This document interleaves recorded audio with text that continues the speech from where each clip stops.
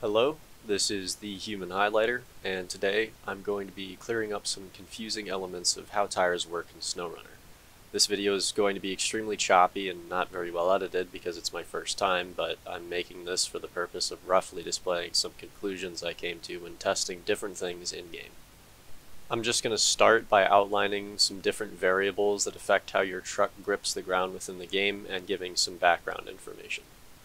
I made a Reddit post a while ago underneath my alias, and in the reply section there was another person who linked me to a user who attempted to do what I am doing here. The difference being that he chose a short, informative text post with a lot of math explaining what's going on, and what I'm doing here is going to be more focused on testing the efficacy in-game. The first, and probably the most familiar concept to most of you, is the grip modifier that applies to in-game tires.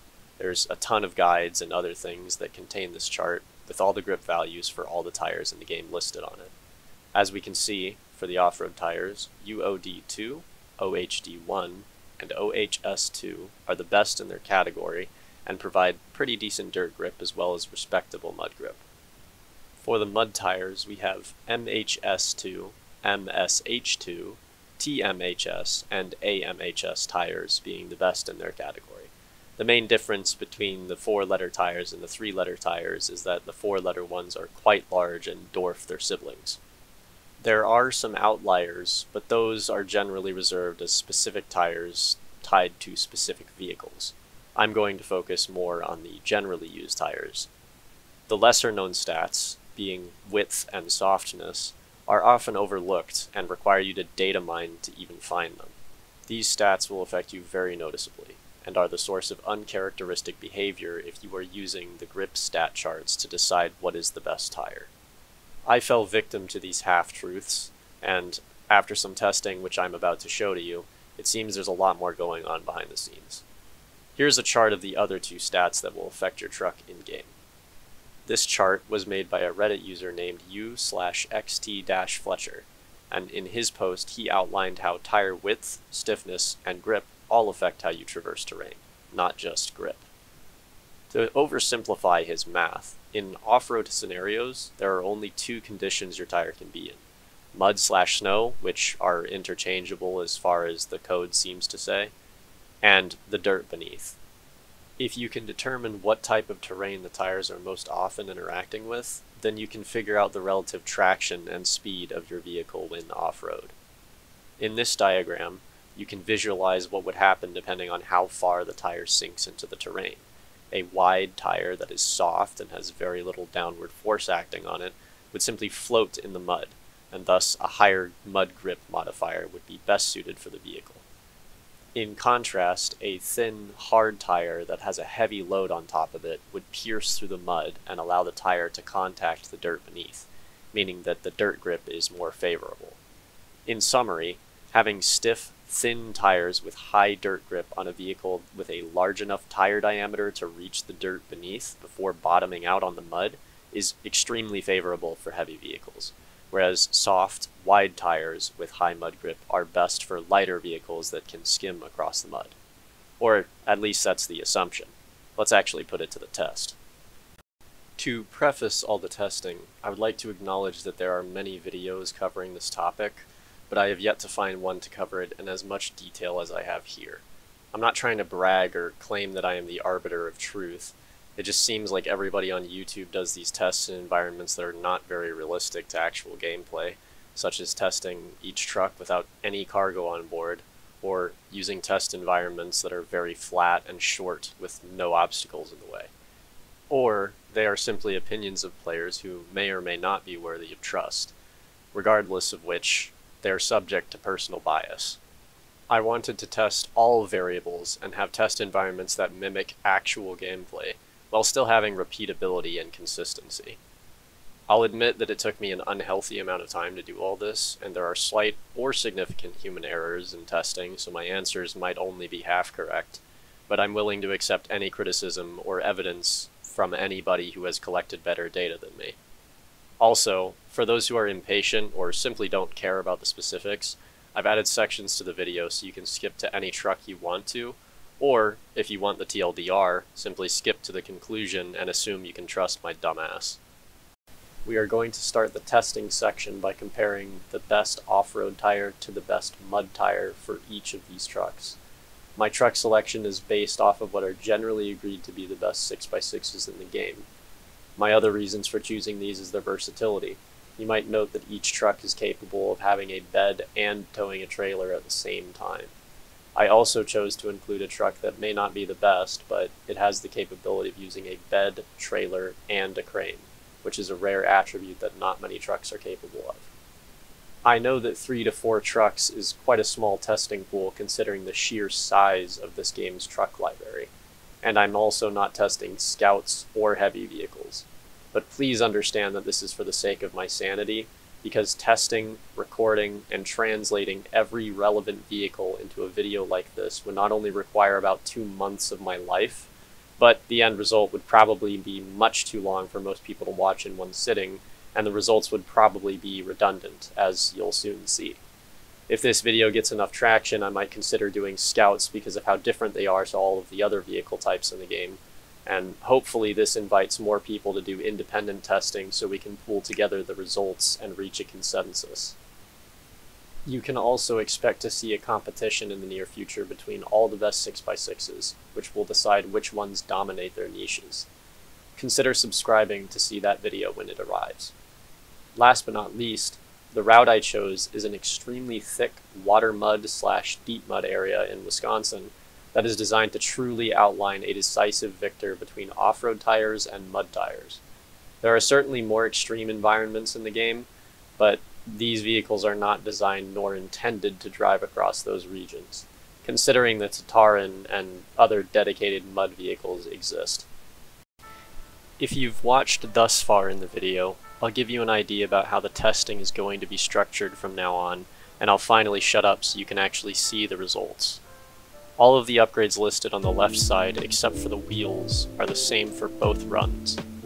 I have all of the best upgrades for every truck we are testing today, and we are going to address the performance in 3 stages. Unladen, and only carrying the attachments that would usually be put on the vehicle. Laden, with 1 unit of metal beams. And lastly, we're going to see if these trucks can handle 2 units of metal beams, 1 in the bed and 1 in a sideboard trailer.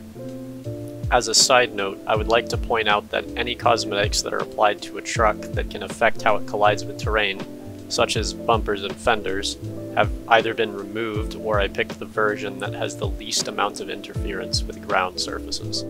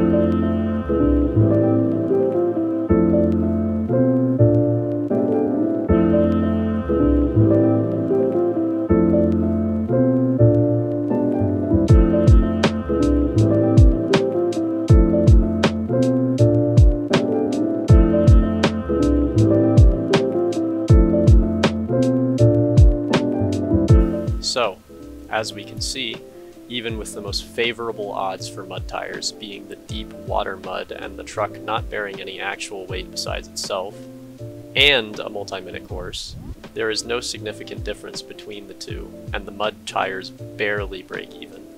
In fact, they are beaten by 1 second on both trucks, with the outlier being the Tayga B at 5 seconds. Although these margins could be due to human error. Another thing I'd like to point out is, for testing consistency, I would quit to the main menu, which in turn resets the terrain and obstacles on the map, and allows every run to be as close to identical as possible.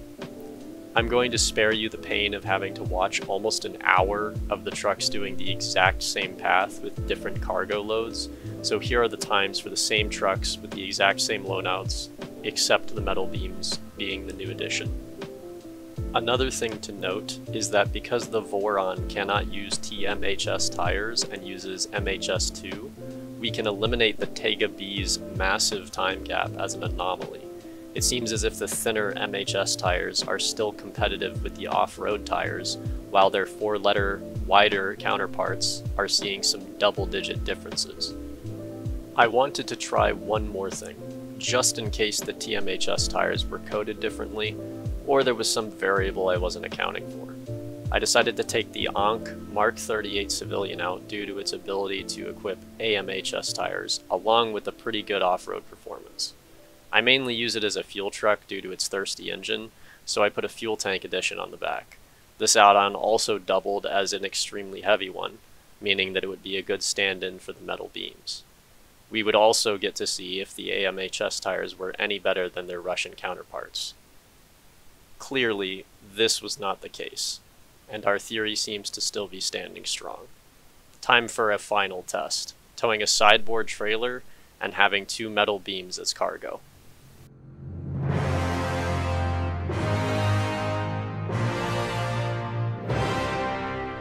Did you feel disappointed when the cool orchestra swell went away? Well, get used to feeling that way. We've finally done it. We've found the breaking point. Remember that little tidbit earlier where I said something about tire diameter? Well, 2 of our trucks finally suffered because of it. The Voron and the Tayga B both ended up bottoming out. The Tayga B was lucky enough to be able to scrape by and still complete the task, but the Voron wasn't so lucky and got completely stuck.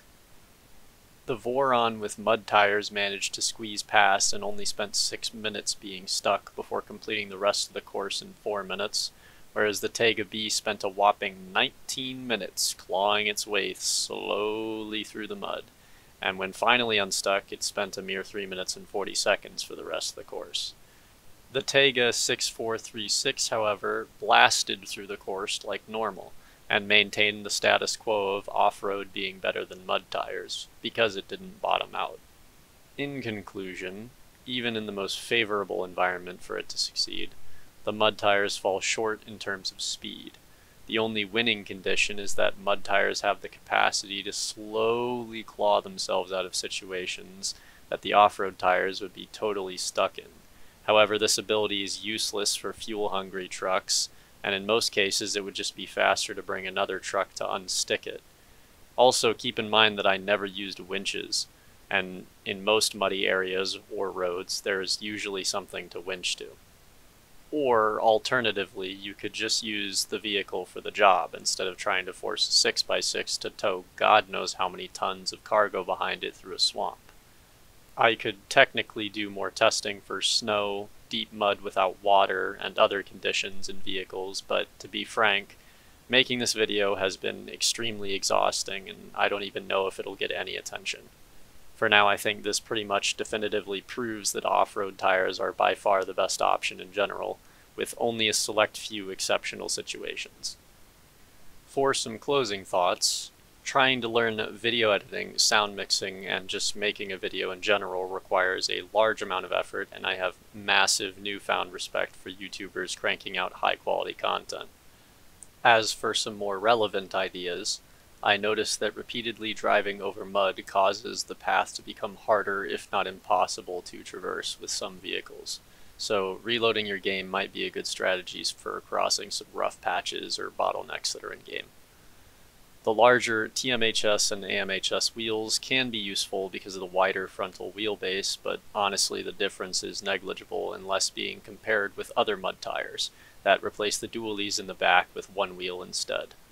If you need to move around 4 slots of heavy cargo, like metal beams, just use a heavy vehicle and not a 6x6 if you possibly can. And last but not least, thank you for watching, if indeed you still are. I'm totally willing to make a follow-up or even a series out of this if you guys enjoyed the video. Feel free to drop a like so that I know that I can make some more. In the meantime, I'm Lighter, saying see you later.